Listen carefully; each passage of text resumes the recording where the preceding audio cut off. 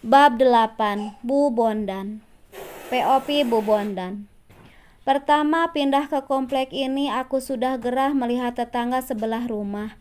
Semua rumah sama modelnya kecuali rumah itu. Lahannya lebih luas, akan tetapi bangunannya lebih pantas disebut kandang ayam daripada rumah. Bagaimana tak disebut kandang ayam? Dindingnya saja masih dari anyaman bambu. Zaman yang sudah modern begini, di komplek perumahan tergolong elit, masa ada rumah dinding bambu? Kan gak level. Begitu kami pindah kemari, yang pertama ku protes adalah rumah itu. Pihak developer berjanji akan mengusir mereka. Akan tetapi menunggu ada alasan untuk mengusir. Di komplek ini aku termasuk yang paling tua. Penghuni di sini rata-rata pasangan muda. Hanya kami pasangan pensiunan. Bondan anak bungsuku sudah remaja, kami termasuk terlambat beli rumah. Sudah tua baru bisa beli, itu pun dengan cara kredit. Pernah suatu pagi aku bertandang ke rumah tetangga berdinding tepas itu. Niatku mau minta cabai sekali masak karena kulihat di samping rumahnya lagi panen cabai. Tetangga yang ternyata bernama Yanti ini ternyata gak pelit. Aku minta 1 ons, dia justru kasih seperempat kilo gratis. Itu yang depan rumah suaminya jarang nampak ya, kurasa istri simpanan itu, kataku membuka percakapan gosip dan gibah yang jadi hobiku. Si Yanti ini tak menjawab, dia justru mengalihkan pembicaraan. Gak asik amat ini diajak gibah. Aku pernah lihat suaminya udah tua, apalagi kalau bukan istri simpanan itu. Datangnya cuma sekali seminggu, hehehe. Jatahnya mungkin cuma segitu, kupancing lagi gibahan lain. Nanam cabai enak loh, Bu, gak beli cabai kita 2 bulan. Si Yanti ini justru bicara cabai. Padahal di mana-mana yang namanya emak-emak itu hobinya gosip dan gibah. Dasar sok suci ini tetangga. Lihat itu tetangga depan, keluar rumah dia jemur baju. Coba kau lihat jemurannya, gak ada baju laki-laki kan? Kataku lagi. Maaf ya Bu, kalau mau cari teman gibahin orang, ngatai orang, ibu salah orang, aku gak bisa, kata si Yanti ini. Perkataannya itu membuat aku bagaikan ditampar di depan umum. Malu sekali rasanya. Seumur hidup baru kali ini aku diperlakukan seperti ini. Ditolak secara langsung, rasanya bagaikan putus cinta. Aku dendam. Mulai saat itu Yanti jadi bahan gosipku. Di setiap kesempatan selalu ku cari bahan untuk menggibah dia. Wanita itu telah secara terang-terangan menolak aku. Aku sakit hati. Suami yang sudah di bawah kendaliku pun kuajak memusuhi keluarga itu. Ketika kami melaksanakan pesta pernikahan putri kami, tak kuundang dia. Aku tak sudi berteman dengan orang sok suci tersebut. Akan tetapi dia ngelanjuk. Masalah parkir pun dia ributkan. Apa salahnya tamuku parkir di halaman rumahnya? Kalau perlu dia minta uang parkirnya, lumayan untuk tambah beli beras mereka. Ini malah nantang. Ku kasih uang parkir pun dia tolak mentah-mentah. Orang kaya sombong itu masih wajar. Akan tetapi bila orang miskin sombong itu sudah kurang ajar. Bahkan menantu kesayanganku berani dia suruh membersihkan sisa pesta di halaman rumahnya. Kan sombong itu. Ku dengar cerita mereka itu numpang di sini karena mereka yang jaga tanah ini sejak dulu yang punya tanah kasihan. Mereka tak tega untuk mengusir. Akan tetapi kalau warga keberatan, mereka bisa diusir. Sebagai orang yang lebih tua dan punya pengaruh, mudah saja bagiku mengumpulkan tanda tangan warga. Intinya mereka harus diusir. Bela-belain kutemui kepala marketing perumahan. Aku ingin mereka diusir atau setidaknya bayar seperti kami semua. Kan gak adil. Tanah untuk mereka lebih luas, akan tetapi tak bayar sama sekali. Akan tetapi heran sungguh heran, tak ada yang berani mengusir mereka, atau tak ada yang tega. Aku harus berusaha lebih keras. Kutemui bos perumahan. Kata bosnya yang punya tanah tak memperbolehkan mereka diusir. Aneh, biasanya orang tak mau rugi, ini malah dibiarkan. Dugaanku ini hanya masalah tak sampai hati. Pihak perusahaan pengembang kasihan melihat keluarga miskin itu. Berbagai macam cara telah kulakukan, mulai dari menyindir secara halus sampai secara kasar. Akan tetapi mereka tetap bertahan. Suatu hari aku bertemu Erwin, keponakan dari pemilik seluruh tanah ini. Aku langsung mengadukan keberatanku yang tak bisa dituntaskan pihak pengembang. Erwin malah menawarkan kerjasama untukku. Aku jadi mata-mata untuk mereka, memperhatikan gerak-gerik mereka dan melapor pada Erwin bila mereka keluar rumah. Imbalannya adalah persenan bila tanah bertapakan rumah Yanti laku. Tentu saja ku turuti. Ini namanya sekali dayung dua pulau terlampaui. Orang yang ku benci bisa kuusir dapat duit lagi. Akan tetapi ternyata berat. Keluarga itu sama sekali tak pernah keluar. Luar biasa memang. Apa mereka tak pernah makan di luar atau hiburan? Bila suaminya kerja, Yanti di rumah terus. Paling jauh keluar hanya sampai warung depan. Bila libur mereka di belakang rumah busuk itu, berkotor-kotor dengan tanah. Dasar mental miskin. Kepalaku rasanya pusing begitu melihat mobil pick up bawa motor baru ke rumah itu. Aku yang sudah lama kepingin motor Scoopy tak pernah bisa kubeli. Mereka sengaja beli motor begitu untuk menghinaku. Mereka tahu itu motor impianku yang belum terwujud. Dasar memang orang miskin sombong. Setiap dia lewat, sakit mataku melihat motor baru itu. Suara klaksonnya seakan menusuk telingaku. Dasar mental unta. Ya, itu mental unta. Minum banyak sebelum berjalan jauh. Aku sudah pernah melakukannya. Waktu kami mau pindah ke kota ini, aku tebar hutang di tempat lama. Mulai dari kredit panci sampai kredit HP juga bank keliling. Baru kami pindah kemari, tak mungkin mereka kejar kami sampai ke sini. Berat di ongkos pasti. Akhirnya mereka keluar rumah juga. Sempat juga ku teriaki mereka, tak pernah kutuan. Ketika lewat depan rumah, mereka bertiga pergi keluar. Cepat-cepat kuhubungi Erwin. Tak sampai 15 menit mereka sudah sampai. Langsung mendobrak pintu yang sudah rapuh itu. Aku keluar diam-diam, ingin juga aku tahu mereka cari apa. Seisi rumah mereka obrak-abrik. Pertanyaanku, cari apa? Sama sekali tak mereka gubris. Erwin membuka laci lemari, dia keluarkan seluruh isinya. Akan tetapi mereka tampak kecewa, tak menemukan entah apa yang mereka cari. Mataku langsung hijau melihat kalung emas dan cincin. Anehnya Erwin tampak tak tertarik dengan emas itu. Dia justru meletakkan emas itu begitu saja. Langsung saja ku ambil. Ternyata diam-diam Yanti punya emas juga. Sedangkan aku sampai beli imitasi demi terlihat wah. Mereka pulang setelah setengah jam beraksi. Bodohnya mereka tak berhasil, aku justru dapat emas.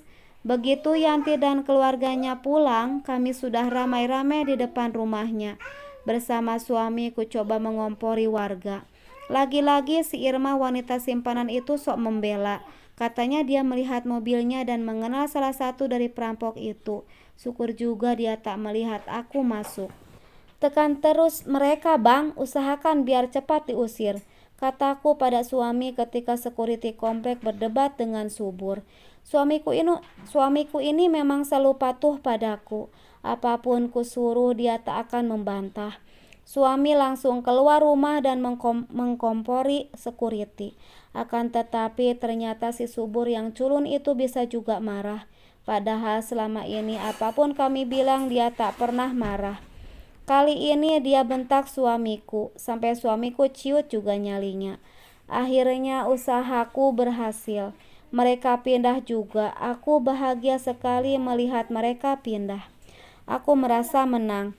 Bu Bondan kok dilawan? Begitu mereka pindah, yang pertama aku tergiur adalah koleksi bunga Yanti. Halamannya yang luas ditumbuhi beragam bunga.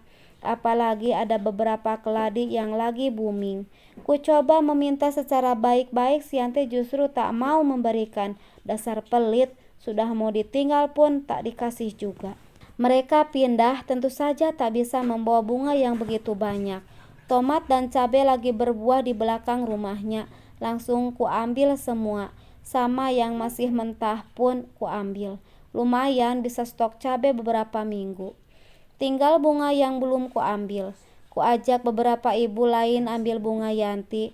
Mereka semua mau. Siapa juga yang gak mau bunga gratis. Hanya si Irma wanita simpanan itu yang menolak. Bu Yanti sudah melarang, tak baik kita ambil. Itu mencuri namanya. Begitu alasan Bu Irma. Allah sok suci, ambil suami orang bisa kau, kataku kesal. Aku benci dengan penolakan. Maafkan Bu, aku gak ada ambil suami orang. Jangan asal tuduh. Bu Irma masih coba berkilah. Saling tahu aja lah kita. Logikanya mana suamimu sudah ubanan gitu, sementara kau masih muda, kataku sambil mencibir. Suamiku memang ubanan Bu, karena memang sudah tua. Aku juga sudah tua. Bulan depan sudah 50 tahun, kata Bu Irma. Apa? 50 tahun? Padahal kelihatan masih 30-an. Ah, dia pasti berbohong. Aku yang 50-an juga sudah berkerut. Masa dia masih kencang gitu? Yang benar. Terus apa rahasianya biar kelihatan muda? Kataku akhirnya. Gak ada rahasia khusus, hanya mensyukuri apa adanya, membersihkan hati dari iri dengki. Jadi maksudku, aku gak bersyukur gitu. Hatiku dengki gitu ya. Aku merasa tersinggung dengan perkataannya. Aku gak bilang gitu loh Bu, jawab Bu Irma serasa tanpa bersalah. Padahal aku sudah tersinggung sekali. Dia justru permisi lalu masuk rumah. Padahal aku masih ingin tahu apa rahasia awet mudanya. Besok paginya ketika aku pulang dari belanja, aku terkejut melihat Yanti datang lagi. Dia marah bunganya ku ambil. Padahal kan dia mau pindah juga. Lagi pula bunga itu berada di tanah perusahaan pengembang. Tak disangka Yanti bisa semarah itu. Bunga yang sudah ada di teras rumahku dia ambil satu persatu. Terus dia lemparkan sampai berserakan. Segera ku hubungi security perumahan. Security perumahan justru seperti takut pada Yanti. Aku yang disalahkan security, bunga itu dipaksa untuk kukembalikan. Tak puas segera ku telepon Erwin. Lagi-lagi aku yang disalahkan. Siapa kau Yanti? Kenapa semua orang terlihat segan padamu sekarang? Rasa kepoku meronta-ronta. Tak jua ku temukan jawaban. Aku lalu menduga-duga sambil menyebar gosip. Bekas rumah Yanti sudah rata dengan tanah. Luar biasanya halaman rumah yang penuh bunga tak dirusak sama sekali. Bahkan tukang menyiram bunga itu setiap hari. Aku makin penasaran kenapa Yanti tiba-tiba disegani. Aku akhirnya dapat jawaban ketika rumah itu mulai dibangun. Pondasinya besar, tak seperti membangun rumah tipe 36. Mau bangun sekolah atau apa ini Pak? Tanyaku pada tukang yang sedang istirahat di bawah pohon depan rumahku. Mau bangun rumah Bu, jawab tukang itu seraya mengkipas pakai topinya. Besar kali ya, rumah siapa kalau boleh tahu? Rasa kepoku makin meronta. Dengar-dengar rumah yang punya tanah ini semua, jawab tukang tersebut. Wah, ternyata rumah untuk Pak Abdul, duda kaya raya itu. Ada juga rasa senang nantinya bertetangga dengan duda kaya.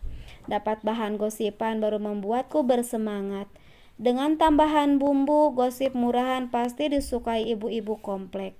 Hei ibu-ibu, kalian tahu nggak si Yanti itu diceraikan suaminya gara-gara ada main dengan Pak Abdul si duda kaya sekarang.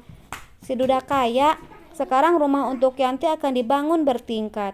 Kataku memulai obrolan ketika ada kesempatan bertemu ibu-ibu komplek. Pantesan tiba-tiba dia bisa beli motor ya, sambung ibu yang lain. Ya iyalah, apa bedanya dengan pelacur, jual diri demi materi. Kataku menambah bumbu gibahan. Kasihan suaminya ya, kata ibu yang lain lagi. Maklumlah zaman sekarang yang tampan kalah sama yang tajir, kataku lagi. Terus anaknya bagaimana Bu Bondan? Tanya Bu Rahma yang tinggal di ujung komplek. Ya sama bapaknya lah, Pak Abdul akan pulang begitu rumahnya selesai. Padahal dipikir-pikir Pak Abdul sudah tua ya, apa masih bisa atahiyat? Kataku lagi sambil menunjukkan jari telunjuk. Gak penting itu, yang penting duit, sambung ibu yang duduk di sudut. Jangan begitu, nggak baik omongan orang. Bila betul jatuhnya gibah, bila tak betul jatuhnya fitnah. Bu Irma yang sedari tadi diam ikut bicara. Sesama pecinta lelaki tua harus saling dukung, kataku sambil tertawa. Diikuti tawa ibu-ibu yang lain. Irma akhirnya tak tahan, dia pergi. Aku merasa puas. Kami akhirnya lanjut terus dengan gibah dan gosip kami. Karena Irma telah pergi, dia jadi bahan gosip selanjutnya. Kalian percaya nggak, Irma itu katanya sudah 49 tahun? Kataku melempar bahan. Mana mungkin, malu aja dia lakinya tua, makanya dia bilang begitu. Biar gak ketara kali, sambung ibu berjilbab biru yang tidak ku tahu namanya. Pasti itu, sudahlah, anak tak ada, suami sudah tua, jarang pulang lagi. Apa nggak kesepian dia itu? Kataku kemudian, yang disambut cibiran ibu-ibu yang lain. Harus dijaga suami ini, jangan sampai dekat-dekat dia, kata ibu yang lain. Ada hajatan di rumah Pak Ramlan, anaknya dihitan, sudah jadi tradisi di komplek ini. Kalau ada hajatan, seluruh komplek diundang. Aku dan ibu-ibu lain datang berombongan, kecuali Ibu Irma yang datang bersama suaminya. Aku terpana melihat Yanti ada di pesta itu. Dia tampak berubah total. Ada kalung emas menggantung di lehernya, cincinnya pun berkilau. Aku seketika panas dingin. Dia tampak mesra dengan suaminya, padahal sudah kusebarkan isu dia cerai demi duda kaya raya. Aku harus mencari bahan lain. Segera saja ku gosipkan dia pakai imitasi demi terlihat wah. Ibu-ibu lain sepertinya ragu, mereka memang ahli dalam urusan perhiasan, tahu mana emas mana yang cuma imitasi. Kepalaku terasa pusing, rendang pun jadi tak terasa enak. Gosip apa lagi yang harus kusebarkan kini? Ibu-ibu lain sepertinya sudah meragukanku. Ah, dasar Sianti, kenapa dia nggak pindah cepat-cepat dari kota ini?